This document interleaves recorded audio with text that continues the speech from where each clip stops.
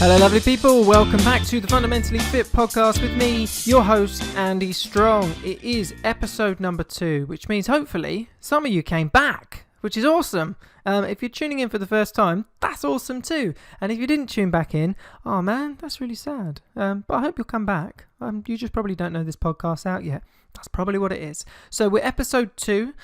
We have some exciting news. We've now officially gone past the vetting, and we are on iTunes. I'm not quite sure what's involved in that vetting, but it takes like 10 days. And it takes them to, I think they've probably just got rooms full of people that just sit there and listen to the new podcast, which is either a really, really good job or really, really dull. I can't quite decide. But anyway, we're on iTunes, which is awesome. So please go check us out. It's the Fundamentally Fit podcast of Andy Strong, but you know that because you're here listening to podcast number 2. We're also on SoundCloud, and you can also find us on our website, fundamentallyfit.co.uk. That's enough of me plugging me. Now I'm gonna tell you some of the stories that I have plucked out of the internet ether that I think will be important for you to know about. They'll have a big impact on your health and fitness in the coming weeks, months, and years. We're going to be talking about prescription dogs. That's right. The Daily Mail has suggested, after one study that it read and printed, that it thinks it's a really good idea for the over 65s to be able to get dogs on the NHS. I know. Hold that thought. There's a study behind this, and we are going to delve in, and we are going to establish if the British people deserve to have a dog on the NHS. No. Hold your thoughts, we're going to be objective. Right, okay, so as well as prescription dogs, we've also got a study into forgetful bums. So, has your bum started to forget your birthday? Does it forget to remind you when you've got important dates coming up? You know, does it even know your name? You know, when was the last time that your bum remembered an important date for you? Well, forgetful bums is a real problem, and it's here to stay, and we're going to be talking about it today. We're going to be talking about glute amnesia. That's right, I did not make that up, although I'm fairly sure somebody had when I found it. So if your bum's forgotten your birthday, don't be sad. Tune into the rest of the podcast, and I'm going to tell you what you can do to fix it. We're going to help you make a more memorable bum, because that's what everybody wants.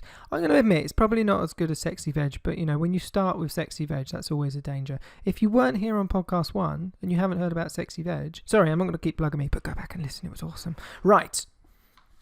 Prescription dogs, as promised. The Daily Mail feels that we should all have dogs on the NHS. They did they were reporting on a study into a group of over 65s, and basically this study wanted to look at how active dog walkers were versus non-dog walkers. So they got a group of 43 dog owners and 42 non-dog owners, and they were all over 65. That was the people, not the dogs. Otherwise those dogs aren't walking anywhere. That'd be a completely different sort of study. But anyway, right. So they had 43 dog owners, 42 non-dog owners, and they were all over 65.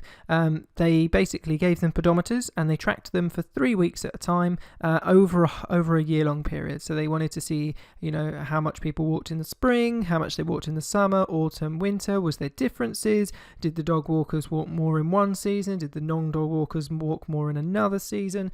And the researchers basically went in and they measured lots of different health factors, you know, their weights, their BMI. They looked at, you know, actually how much they were physically walking, because, you know, that's what the study was into. And then they captured all the details, and then they recorded the results. Now, I just want to take a step to the side a little bit. What do you think was the outcome of this study? You know, so before we get into the reason of prescription dogs, you know, this study, and it was actually carried out by some fairly hefty institutions. So it was carried out by the Glasgow and Caledonian University, the Lincoln University, and the State University of New York in the United States.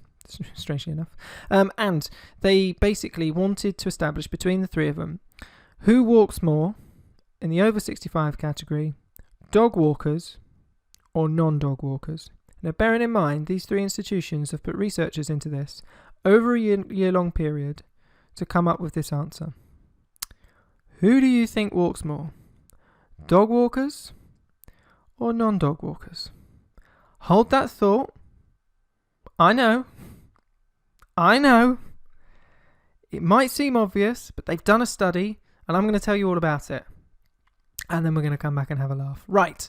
So this study, basically, once they've done their data capture, it's important to point out the researchers were blind. So it was a blind test. So they weren't physically blind, but when they went in to record the information that was captured by their participants, they didn't know if they were a dog owner or a non-dog owner, which I don't really know how that works when you go into somebody's house and they're a dog owner and they're trying to hide it. I mean, do they pile the dog into the conservatory and lock it up, and do they then like hide all the dog bowls and the dog chews? And so the dog owner or the researcher walks in and is thinking, not sure if a dog lives here, or was it that they went to the lab to record the results? In which case, where did the dog go? So I'm not quite sure about all of these things, but I love the image of like the participants and the researcher turning up and they go, oh my god, get rid of the dog! They're gonna know! We're gonna blow the test! Quick! As they like bundle it into the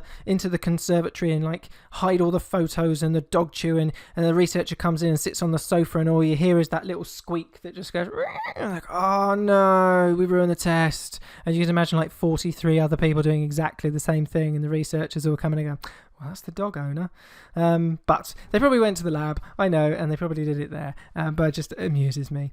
So this study, the findings, which obviously is the important bit, the findings found that the dog owners walked 2,762 steps more and 23 more minutes on average than the non-dog walkers, with 21 of those 23 minutes at a moderate walking pace, which is like a UK measure for walking pace to be good for your health, to be advantageous for your health. It was a relatively small study. 11 people dropped out, and so the results were kind of condensed down even more. So it wasn't a huge study of people, which kind of makes the results a little bit less reliable. But that being said, they had a very, very, very strong outcome, and all the results pointed towards, guess what? Drum roll. Dog walkers walk more than non-dog walkers. This is one of those studies that just blows you away with the results, and you just go, my God, I did not know that. So there's a few things about these results. So yes, it's in my opinion, maybe I'm being too sarcastic, but to my opinion, yes, obvious, dog walkers are always going to walk more than non-dog walkers. There's a few reasons for that. One is they've got a dog that has to be walked twice a day.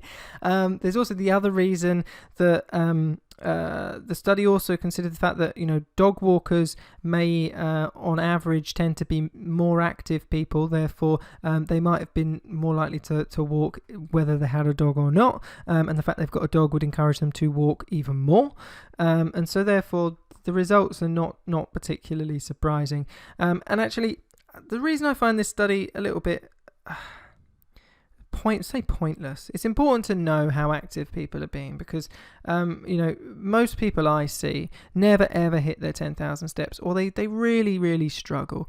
We have so many desk-based jobs, we do so much time driving, more and more people are working from home, which means they're more walking even less than the average person, because average is now less than average.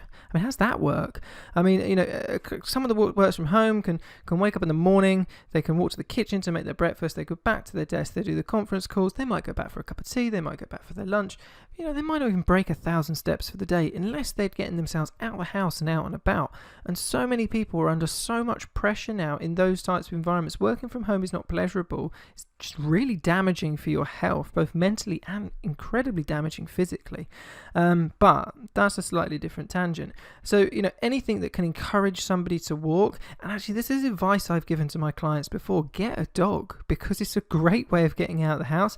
Those that have got dogs are always the easiest to get more active, because you just tell them, like, I want you to take your dog for another half an hour walk in the evening. What part of the day have you got another 20 minutes? Right, walk the dog. And it's like, oh yeah, I can do that. I'll just take the dog out for a bit longer. And they're more receptive to it because it feels like less of a change.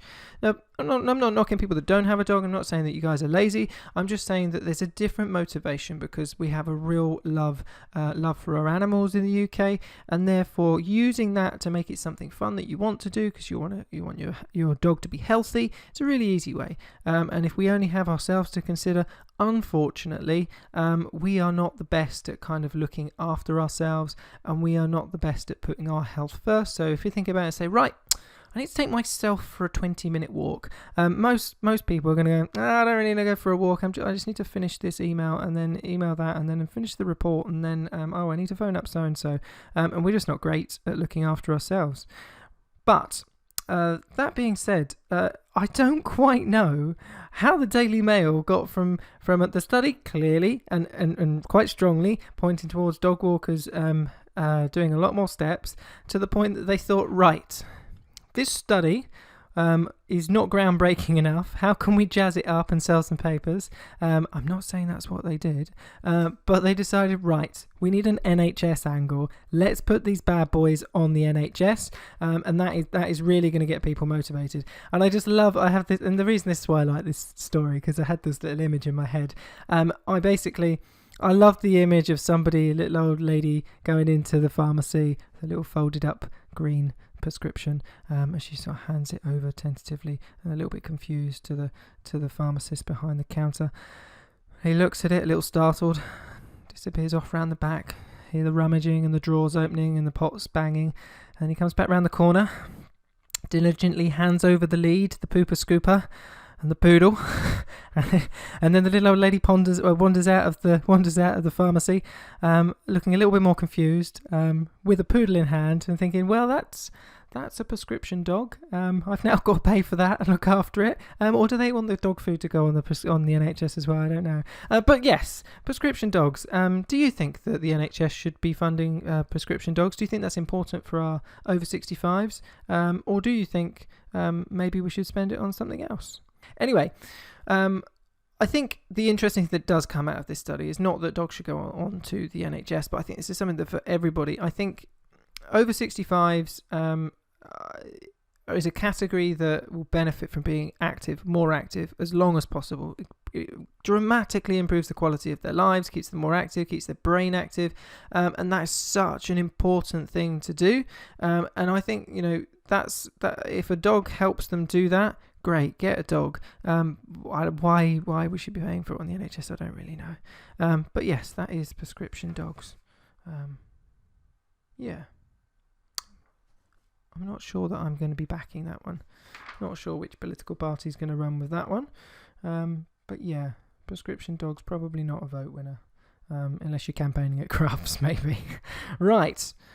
Topic number 2, forgetful bums. Has your bum forgotten your birthday? Did you not get a card? Did it text? Or did it not text?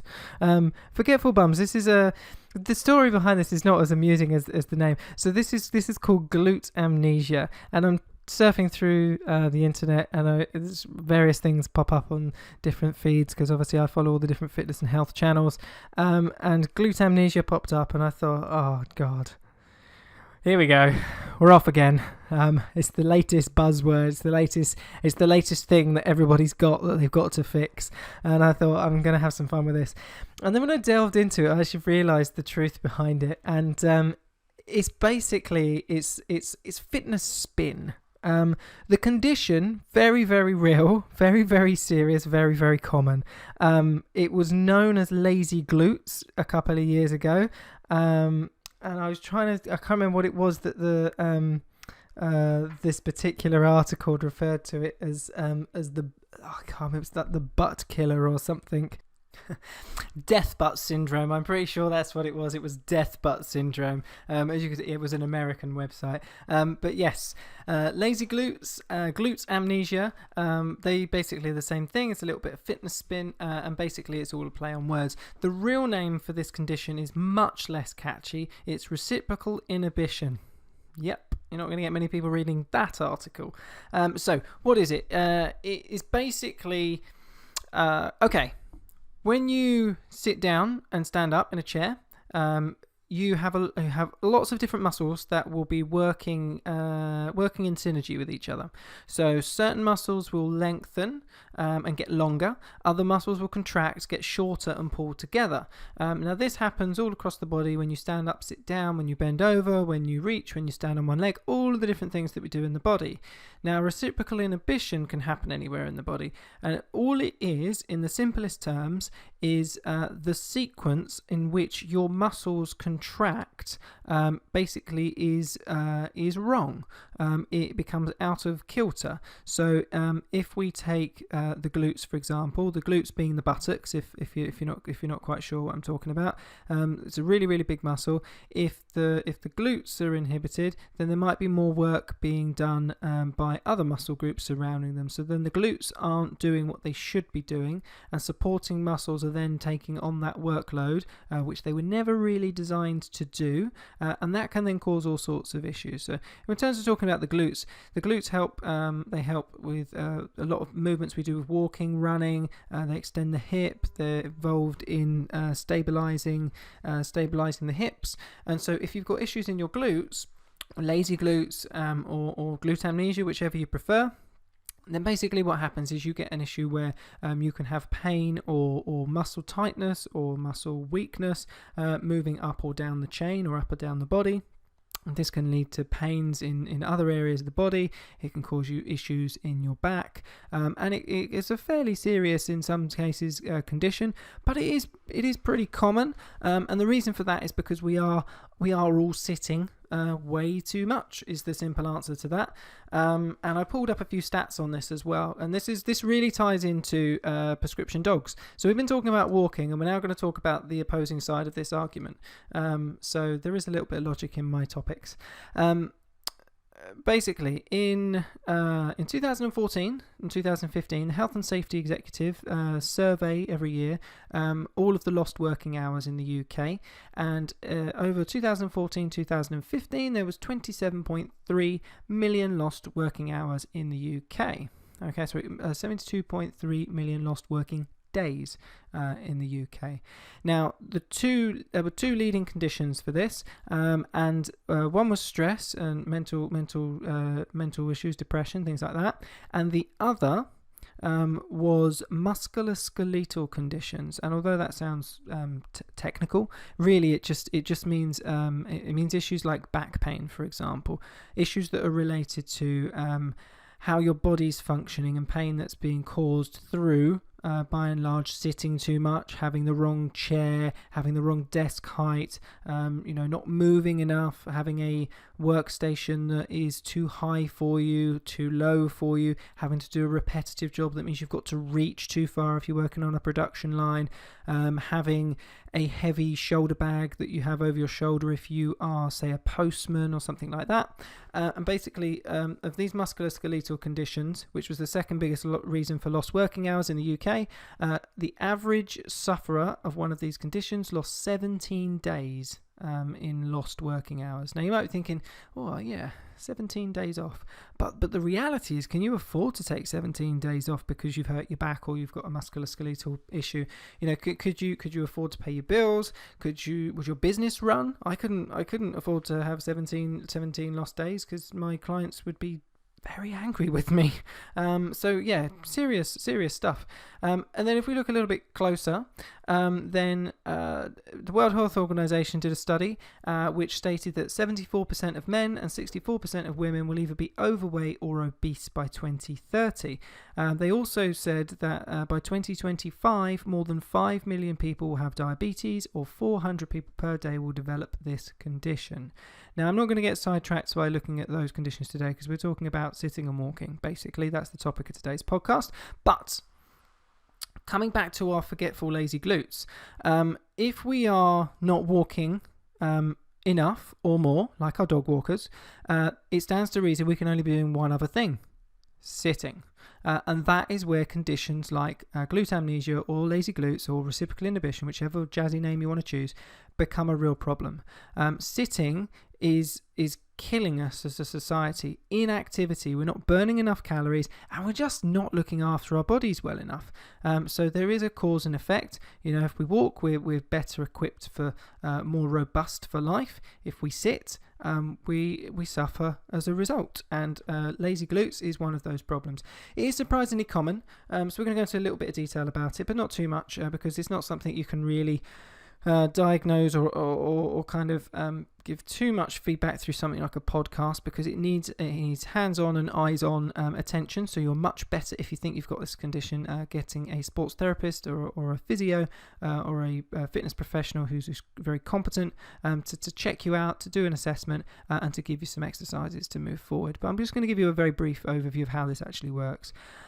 So as we said before, it's reciprocal inhibition for the glutes, and basically one muscle contracts when another one should, and it is then basically taking some of the load, and your sequencing or order in which you are those muscles are firing is incorrect, and those muscles are not doing the jobs they should be when they should be doing them.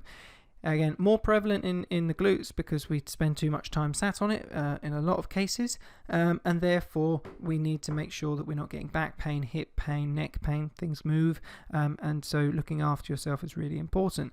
One of the ways you can start to get an indication if you're suffering with lazy, forgetful glutes is the belt test. So if you get yourself in front of a mirror, pop your t-shirt or your top off, and basically what I want you to do is where your belt runs around your waist, I want you to see if it is parallel to the floor or if it is tipping ever so slightly forwards and down. Okay, make sure that your jeans aren't hanging halfway down the front of your legs, because this won't be very accurate. Okay, so this is real people with real belts.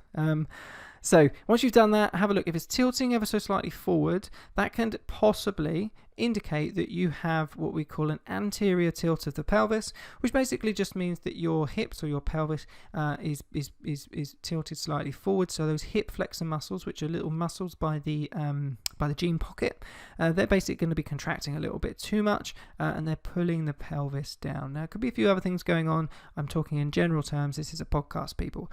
So I cannot diagnose or answer those questions here, unfortunately. If you're in front of me, I could, but sadly you're not. But that is one way to get an indication. If you think you might have this, or if you're getting back problems or hip issues, make sure you get to see a physio or a sports therapist as soon as you can. One of the things there's a couple of good exercises if you have got this, or if you've been working on this, is glute bridges. So pop this into Google, it'll be super easy to find. Glute bridges, or get yourself to a yoga or a Pilates class. Pilates is always my preference for rehabilitation stuff like this, unless you've got a very good yoga teacher. Hey Sim, Sim is a friend of mine. She's an awesome yoga teacher, so if you're lucky enough to get taught by her, she will take very good care of you. So, glute bridges. All you need to do is lie down on your back with a bend at the knees and your soles of your feet flat on the floor, and then you're going to have your hands at the side, slightly out from your waist. Keep the pressure through the palms of your hands, and then you're going to lift those hips gently up off the floor until they raise up, and you've got a straight line from your knee through your hips down to your shoulders. Come to the top, squeeze the glutes hard, and then gently lower back down and repeat. Do 3 sets of 12, resting for 10 to 20 seconds in between each set of 12. Another great exercise is donkey kick, so you can pop this into Google as well. I would probably spell this one right because I don't know what you might find. So I'm not taking any responsibility for this if you Google it. But if you put donkey kick exercises, I am 99% certain that will be safe. But I don't run Google, so please don't shoot me if it's not. But pop in donkey kicks. And then you basically, to do this exercise, you're going to be in a 4-point kneeling position, which is the technical name, or on all fours, if it's less technical. So the arms are straight, and they're underneath your shoulders. And then all we're going to do from there, we're going to bring one knee up towards the chest, and then we're going to drive back, and then we're going to basically kick the leg back. But instead of taking it straight out behind you, you're going to curve, and you're going to come back as if you're trying to stamp the ceiling. So for this one, I always say to my clients, I like them to imagine when they're in their 4-point kneeling position, imagine that you've got a glass ceiling going all the way along your back. And then at the end of your very tips of your toes from the start position is a concrete wall. Okay, and the only way out of this position is to stamp your leg back and break that glass ceiling. You can't take your foot back further than where it is. It has to go back and up, and that's the visualization for this one. The key thing for this is we don't want your hips to rock left or right. We also don't want you to bend the elbows to let you compensate. That is why these exercises are really important, to have somebody watch you do them, give you the feedback, make sure you're doing them properly. Otherwise, you're not going to strengthen the glutes. You're just going to probably get an injury. Okay, is the honest answer. But those are two good exercises that you could look into, and if you get some feedback and some help, we will help you tackle this condition. Another great thing to do when you've been shown how to do it properly, again, is foam rolling for the IT bands, which is the muscle or fascia that runs down the side of the leg, runs down where the seam of the jeans would be. Can be quite painful. And there's also quite a few other foam rolling techniques you can use if somebody shows you how to do them properly, and that's some form of self massage, and that's going to help keep you limber, keep you loose. And I always recommend getting a massage every 6 to 8 weeks as well, whoever you are, because it just keeps you functioning nicely. So that's a few things that you can do. There is one other thing, and you can do this anywhere. You can do this right now. In fact, let's do this right now, okay? I'm going to have the whole podcast of 2 people. It's going to be huge one day, don't worry. I'm going to have all the podcasts of all these people, okay? And then all I want you to do is squeeze your bum cheeks together as hard as you can. Hold, release. So hold for 3, release for 2. Hold for 3, 2, 1, and release. Okay, so those little contractions will help get those glute muscles firing. What I want you to imagine is that there is $1 million note between your bum cheeks, and you cannot let that $1 million note blow away. So that is basically forgetful glutes, lazy glutes, glute amnesia, reciprocal inhibition. It's all the same thing. They're buzzwords basically for meaning that your glute muscles, the big muscles of the bum, are not firing or activating in the correct sequence. So get this looked at if you think it's a condition for you. If you sit too much, could well be an issue. Time to get more active. I have one more thing to say on this. Well, there's 2 more things to say on this. Firstly, if you think you've got this, do not go to the gym and start loading up a bar, doing squats, or doing deadlifts, okay? Those are great glute-based, lower back, leg-based exercises, super exercises, some of my favorite, okay? But if your sequencing or your muscle activation pattern is not correct, then you are much more likely to get an injury that is more severe. Because if you are not turning those muscles on, just because you've picked up a bar, popped it on your shoulders, or lifted it up to your waist, doesn't mean those muscles now know how to activate in the correct sequence. You need to take a step back before you can take a big step forward. Okay, so these exercises are superb. They will help strengthen these muscles. They will help stop it happening again. Don't jump into them right away, because bad things might happen. We don't want that. Definitely don't want that, especially not coming off of this podcast where you know better. So that's our glute exercises. That's our glute amnesia. And then I just want to talk about the topics today that I picked out. So I've tried to have a bit of fun with them. I want to try, and the whole point of this podcast for me is I want to pick out a couple of things each week, 1 or 2 things that represent some of the confusion and shenanigans that goes on the internet, in the fitness industry, in the press, and then pick them apart, see what's real, see what's tangible, see what you can actually use, and then discard the rest. And I think today is a really, really good example of how I want that to work, because we've got 2 topics here, seemingly unrelated, seemingly ridiculous. We've got glute amnesia, buzzword for a condition, and then we've also got prescription dogs. Both of these things are really important. One is fundamentally talking about the fact that we don't walk enough, and how can we walk more, because not walking is making us sick. And we've got another condition which actually is because we are sitting too much, and when we look into that, we're losing time out of work for that. We're losing time away from our families and doing the things we want to do, because we then are injured. We can't work to the correct range of movement, and these are all big issues as we do get older, because then when you're the 65-year-old that thinks, oh, shall I get a job because I need to walk more, your back is so bad, and then you can't. Okay, so these are 2 really important things. If you're not walking your dog and you're not doing your 10,000 steps, it stands to reason you're only doing one other thing: sitting on your bum. Okay, so there are always impacts, cause and effect, and I hope it's given you a little bit of food for thought today. I am done. That's the end of podcast number 2. Thank you for staying to the end. If you stayed to the end, you're awesome. Thank you for being here, and I hope you come back for episode 3. And if you didn't hear episode 1, I have heard that it's pretty good. Okay, it's got a thing in it about sexy veg. I don't want to give the game away because it's got a pretty good ending, but I would go and check that out, but I'm a little bit biased. So if you haven't already, check us out on iTunes. Let your friends know. Give us a like if you can. Give us a review. Would be fantastic. It will help us get seen by more people. Please share this podcast with your friends. We're trying to spread the word, trying to have a little bit of fun at the same time. Fitness, exercise, diet, nutrition, they're all quite serious. And I'm trying to put a little bit of a fun spin on it whilst also giving you something that is a little bit useful at the same time. If you've got any questions, please pop them to andy@fundamentallyfit.co.uk. I'm going to be doing a Q&A in a few weeks as well once I start getting some more questions come in. I've got a couple already. And yes, if you have anything that you would like me to talk about, anything that's amused you, let me know. If not, have a fantastic week. I will see you or speak to you in episode number 3. I'm Andy Strong, helping you to eat smart, train smart, and stay fundamentally fit. Have a great week, people.